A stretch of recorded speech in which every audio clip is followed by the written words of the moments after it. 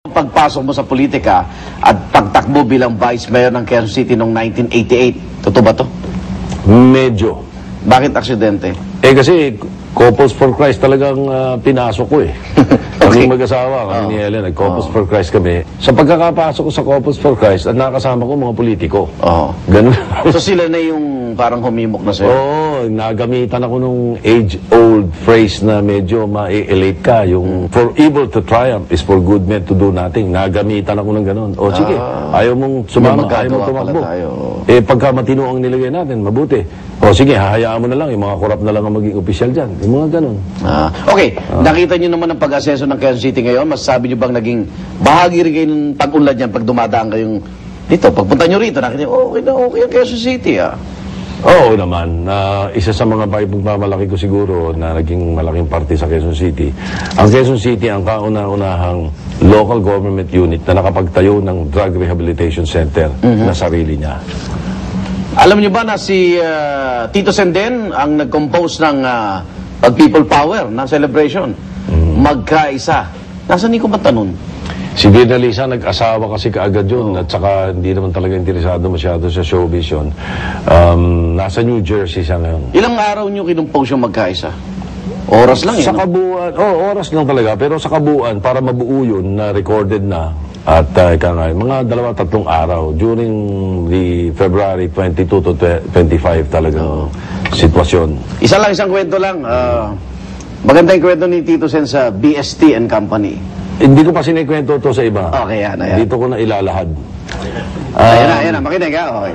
Nung araw, nung ako Vice President ng Vicor, lahat ng hit galing sa amin. May kayabangan ako. Ayoko nang gagaling ang hit sa ibang kumpanya. Ayun, Abay, itong Okto nakachamba, itong Boy Prince, mag-hit yung Dahil Mahal Kita. Kinakanta nung waitress. Sabi ko, kinakanta mo yan? Maganda eh. Ako, kinabahan ako, mag-hit ito. Parang Bee Gees ng mga pusaan, di ba? Dahil Mahal. Gumawa din kami. Gumawa ako. Ginawa ko, mas class.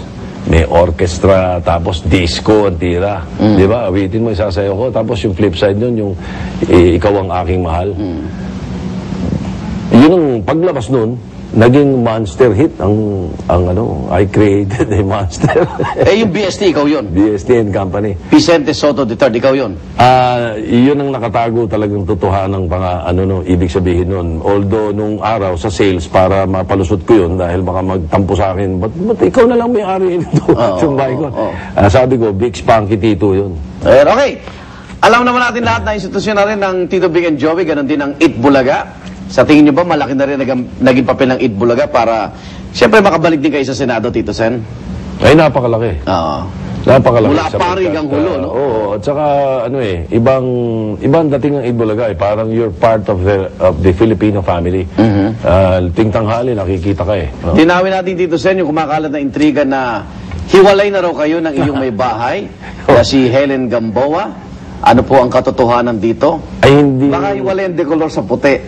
Hindi totoo yun. I think hindi naman nangyari yan kahit noon pa. Hindi naman siguro mangyayari yan kahit kailan pa. Baka yung intriga na nung kampanya, ginamit si noong 2007. Tita Helen, kasama si Shara sa karir niya sa Vegas, di ba? Actually, noong 2007, nagamit yung black propaganda na rin yan against sa akin. Okay. Kapagkailan napabalita rin ang inyong apo na si Mino dahil sa kanyang sakit na Tourette syndrome? Ang nahihirapan lang kasi kami, meron siyang kombinasyon ng ADHD. It's a physical, it's a physical thing, na bigla na lang wala. Pero mamaya konti, bigla namamalayan, biglang galaw siya ng galaw ng mata niya, galaw ng bibig, ganyan. Yung ulo, ganun. Di ba? Yung mga ganun ng na tao Also, in words, minsan, bigla na lang may sasabihin, out of the blue. He's doing well naman, and hopefully, we just have to pray kasi hindi ito sakit na pwedeng gamutin wala. Pero balita namin dahil sa kanya, may personal kampanya ngayon para sa iba pang batang may Tourette syndrome, Tito Sen? Actually, yung daughter kong eldest ko, yung mother niya, but I'm very supportive. I'm supporting it, and that's why parang naging advocacy ko na rin na tumulong. So doon sa mga nanonood ngayon na may ganyan din problema, Tito Sen, anong maipapayo mo? Kumonsulta ka agad sa nakakaintindi. Para maintindihan nila. Maunawaan din nila. Maunawaan nila. At para maunawaan ng mga kasama. suporta ng Mas magandang pamilya. alamin mo muna. Pinaka-the best talaga is find out what Okay. it is. Maigan, may kasibahan tayo kung ano ang puno, siyang bunga.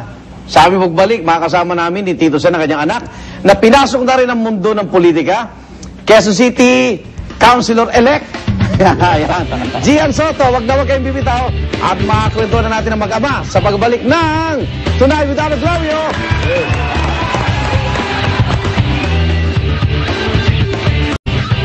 Okay, mga yan, nagbabalik ang Tonight with Alex Flavio. Kasama pa rin natin, Senador-elect Tito Soto. Ayan, narito rin ang kanyang anak na dagwagi rin nitong nagdaang eleksyon, si Quezon City 3rd District Councilor Gian Soto. Yan, oy, magandang gabi, Konsehal. Baka, kailan ba kayo uli nagkita? Okay. Gaano ba kalaki? Umpisahan ko na agad, yung impluensya ng iyong ama sa... Bagay, nauna mga ate mo, no? Pero gaano kalaki impluensya ni Tito Sen sa pagpasok mo rin sa politika? Siyempre, yung mga nakikita mong ginagawa niya, parang yun ang gusto mong tularan, no? Totoo. Actually, sobrang laki ng impluensyang naibigay niya dahil bata pa lang ako. Actually, nung nag-aartista pa lang si Daddy, bata pa lang ako, sinasama na niya ako.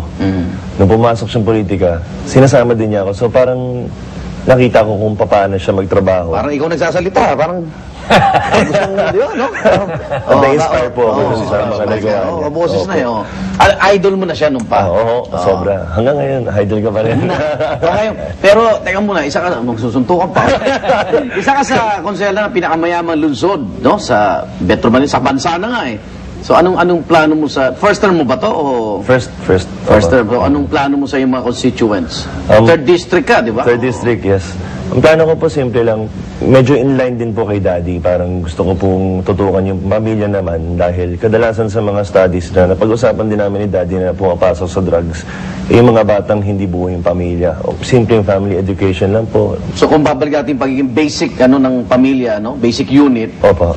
madaling tumanggi yung mga kabataan ngayon sa mismo droga. po. Oo. Pag at least 1 meal a day magkasama yung pamilya, malaking impact na po yun. Tapos doon magkwentuhan, ano? Oo. So, anong may payo ba sa'yo? Paano ka magiging isang epektibo na konsehal naman? Na para sa iyo? Madami yung payos, Daddy. Mara- Madami yung payo. Pero ang pinakagusto ko, Ano? ang pinakagusto kong payo niya, Oo. boss ko yung tao. Yung sinasabi niya sa akin lagi. Nandiyan ka para magsilbi.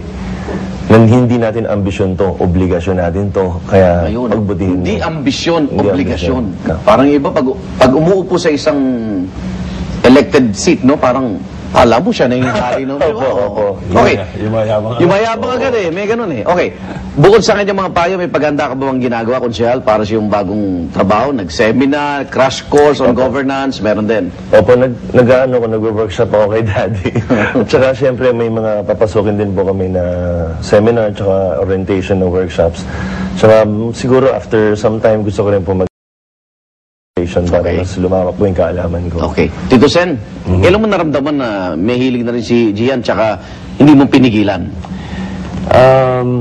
Kasi dati, when he was a bit younger, nagbabanda. Ngayon, si Lala, every now and then, iniimbitahan siya sumama doon sa 3rd District. Oo, sa Quezon City. nag-entertain, At saka, oo. oo. Pagkakasama siya, siya ang kakwentuhan ng mga, ng mga tao.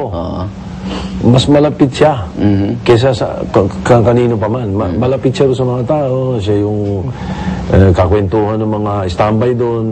Sabi ko, okay naman siya. Ang report naman sa akin, gustong-gusto siya.